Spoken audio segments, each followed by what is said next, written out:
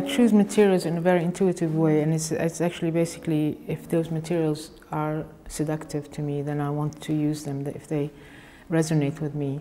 And of course, they're going to actually have the same effect on people. There is something very tactile always. There's several tendencies. There's, on the one hand, I like, these industrial constructed structures, and they always end up referring to architecture, and so they're very structured and very fabricated, if you like. I mean, there's recurring things that I use. Very often when I'm doing a residency in a place, or I'm working on an exhibition somewhere, I usually like to spend a lot of time there and actually spend my time going around markets and junk shops and trying to find things to work with. So I very often end up with either pieces of furniture that I transform in some kind of way.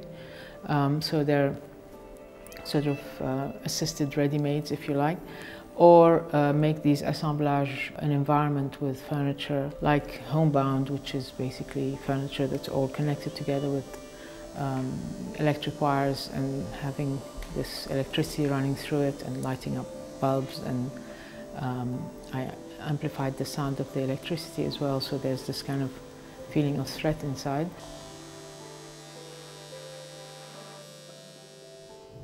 I was saying that because I travel a lot and I work in so many different situations, often the only constant thing is notebooks. I don't use sketchbooks anymore. They're too heavy and they're too serious somehow. It's more notebooks. They can be spiral-bound notebooks, and that's what I use on a daily basis. Actually, I always have a small one that I carry in my purse, and then a larger one, like the ones there.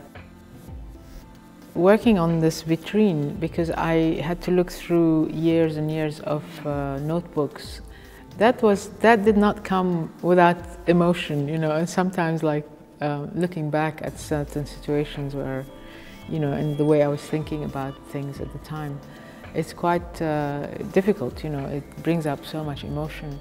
But the main works in this exhibition are things that, of course, I still relate to, otherwise I wouldn't have them in the show. And I often look at some of the works, for instance, like Light Sentence, various works I've made, and I always feel like I could have extended that concept by making other works that with similar ideas, but in different form. And sometimes I feel like there's still room for a lot of development of each of the works that I somehow worked with and then abandoned this to go into something else.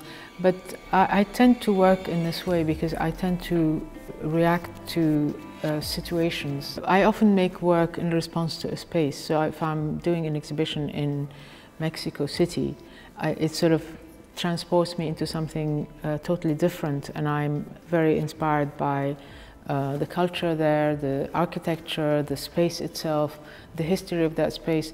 So I end up, going into a totally different direction for that exhibition, and then the next exhibition can take me somewhere else. So that's why I often start something and I may not carry on with it, but then maybe years later I'll go back to the same idea.